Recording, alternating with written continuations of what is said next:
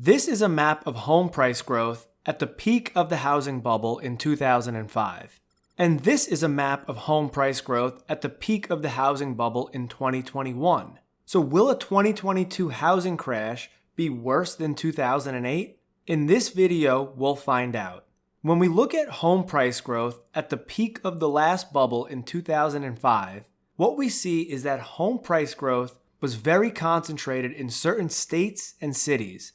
Arizona, Nevada, California, and Florida saw annual home price growth above 20% in 2005. National home price growth averaged about 11% at the peak in 2005.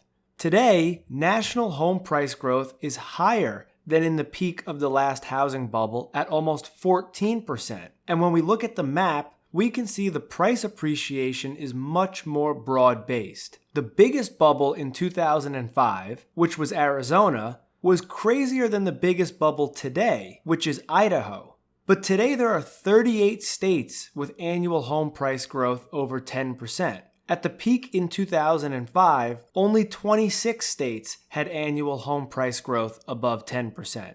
So will a housing crash today be worse than 2008 given how much more pervasive the rampant home price growth has been? For that, we have to look at leading indicators of home price growth, debt levels, and Federal Reserve policy. There are several key leading indicators of real home price growth that I noted in my most recent video on home prices. We discussed the month's supply of newly constructed homes, the mortgage spread or mortgage rates, and the growth rate of real M2 or real money supply. The month's supply metric shows how many months it will take to clear the current pool of inventory at the current pace of sales. The month's supply number for newly constructed homes has exploded to 10.9 in July, which means that it will take almost 11 months to get rid of all the inventory of new homes in the pipeline at the current pace of sales. The month's supply of newly constructed homes is a leading indicator of home price growth. Higher month supply today means lower home prices to follow. We're more concerned about the inventory of new homes compared to the inventory of existing homes because all of the economic activity in the housing sector and all of the construction jobs are attached to the new home sector rather than the existing home sector. In 2008, the month supply figure exploded to 12.2, so it's not quite as bad yet, although it could get there.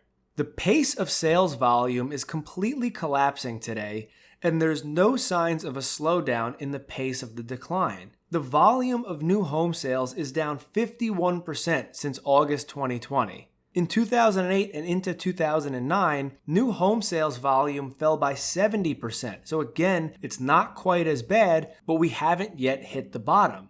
In terms of mortgage rates, we have a problem today that is worse than 2008. In 2006, at the peak of the bubble, mortgage rates jumped 1.3% on a year-over-year basis. So in 2006, when the housing bubble started to pop, mortgage rates were 6.8% compared to 5.5% a year earlier.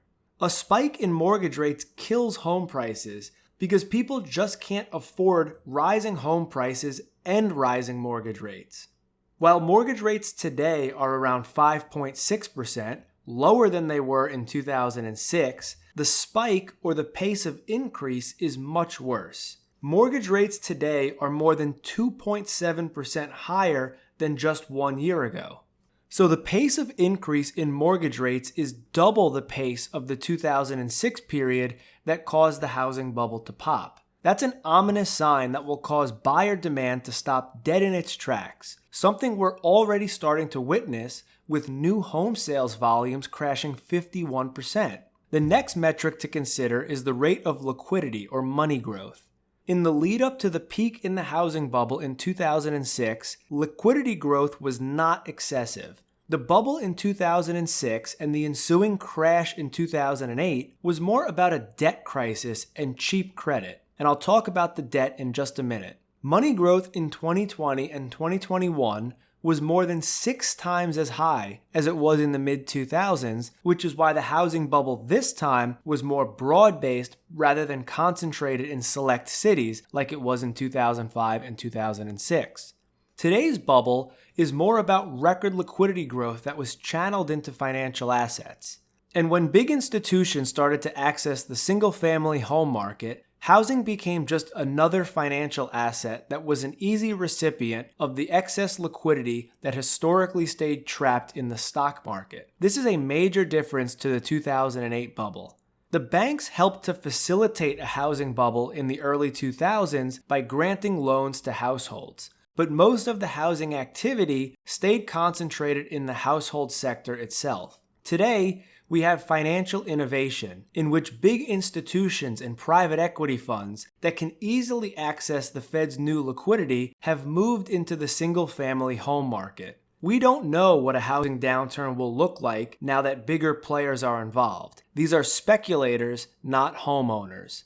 Real money growth never contracted or slowed below 0% when the 2006 housing bubble popped, not until mid-2008 and only briefly. Today, money growth is falling sharply as the Federal Reserve is pulling liquidity out of the system to correct an ongoing inflation problem. So just as easily as home prices went up because of liquidity, we may see the reverse.